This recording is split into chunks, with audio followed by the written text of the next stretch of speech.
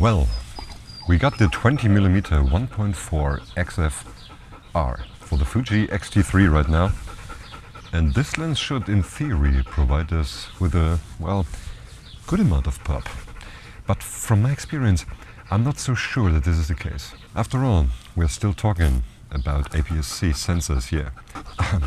I'm pretty sure that this will hinder the 3D pop effect because, in my opinion, it depends at least a good amount to the depth of field that a larger sensor will provide us.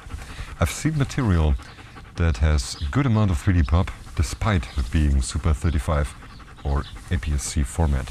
But yet, the shorter the focal length, the less pop we will get. It's the same for Zeiss lenses. For example, the Zeiss Batis 25.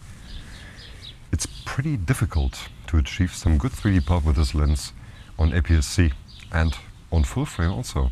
I tested this lens on the Sony A7S and of course on the A6700, and I'm not so sure about this lens. In my opinion, it depends a good amount to the depth of field, and I hope you can understand me despite my dog breathing pretty loud. But since we are talking about an APS-C sensor here, I believe that there is almost zero 3D pop. This is a good lens. It is sharp. It is relatively fast. The autofocus is a bit loud, a bit noisy, but well, I can live with that. And for photography, this lens is very good. You get a good range, right? You can shoot inside your home. Well, it is a relatively fast aperture, so it's a pretty versatile lens and kind of legendary lens, but I'm not so sure about the 3D pop or tonality. Well, we will see. I tested this lens out already on a lot of different occasions. And for photography, yes, the pictures are good. For video, the autofocus is alright. I hope I am in focus right now. I did not review the footage yet. But I think it lacks 3D pop. And I'm not sure why this is. Because as you already know, there are different theories about what this effect is. And sorry if I'm distracted, my dog tries to catch some swallows. So, there are different theories about what this effect might be. Okay, go. My opinion, it depends on a variety of factors, such as the depth of field that you need to achieve this effect, the composition, of course, the light, how you plan your shot. Of course, the lens contributes to that. But here, we're still talking about an APS-C sensor in the Fuji with a pixel pitch ratio of 3.79, I believe. This lens, in theory at least, should give us some, because we got an element to group ratio of 1.38 and a dispersion of 0.18. So in theory there should be some pop, but I doubt it. I doubt it. Maybe if I'm closer to the lens or farther away, I don't know. But from what I saw, it's not that obvious. As you can see right now, I'm farther away from the lens, from the camera, and I do not believe that there is 3D pop. I put something in the foreground so that there should be the illusion of depth, but it is still an APS-C sensor. I believe that with a very poppy glass, it's not only about the element count. With a very poppy lens, you can achieve 3D pop on an APS-C sensor. I've seen it, and I believe in it. You can even achieve 3D pop on micro four thirds sensors, but not with the newer ones, because they've got too many megapixels crammed into this small sensor. You will not get any depth, any good tonality or micro contrast even with the lens, even if the lens does its job. So this lens should do its job. It's not corrected that much. Of course, it's not an extremely old lens, but it should get the job done. And do not get me wrong, this lens is fantastic. I really like shooting with this lens. I did today. But if I really want to achieve the effect in my pictures or videos, I cannot use this lens, I believe. The 35mm XF 1.4R, that's a different story. This lens, in my opinion, has 3D pop because it has a greater focal length. It's a 50mm equivalent, roughly. So the farther away or the longer the focal length, so to say, the more, well, separated will the subject be? Same applies to other 85mm that I tested, like the Viltrox 85, for example, on 4-frame and on APS-C. The picture looks absolutely fantastic. Well, the Sony a7S lost me. Maybe you've seen the video. But other than that, it looks pretty good. The separation is good. The depth of field is good.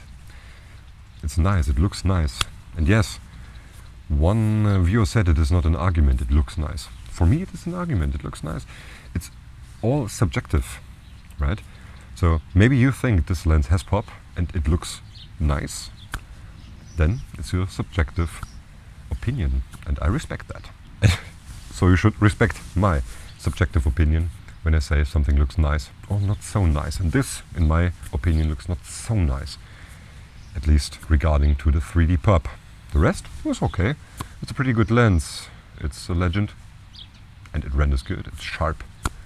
I really like it. I tested this is something interesting.